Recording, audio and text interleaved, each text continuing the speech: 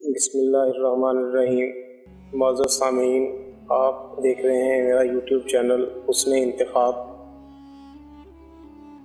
आज की इस बज़्म में परवीन शाकर की एक खूबसूरत गज़ल आप लोगों की समाअतों की नज़र करते हैं।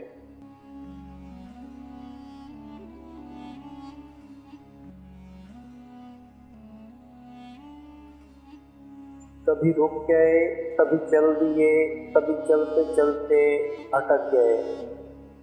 यूं ही जिंदगी के सितम सहे, यूं ही उम्र सारी गुजार दी। तू जहाँ मिला तुझे देखकर, कभी नींद में कभी होश में। तू जहाँ मिला तुझे देखकर, कभी नींद में कभी होश में। यूं ही सर झुका कर गुजर गए, न नजर मिली न जुबान मिली।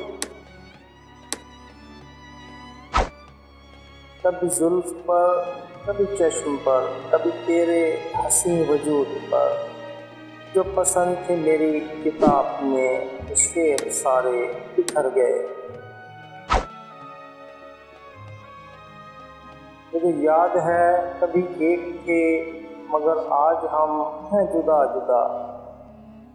मुझे याद है कभी एक थे, मगर आज हम हैं जुदा जुदा।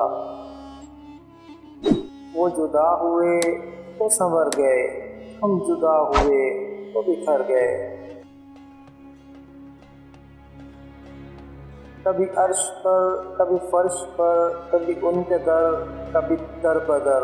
गमे आशिकी या शुक्रिया, हम कहाँ कहाँ से गुजर गए।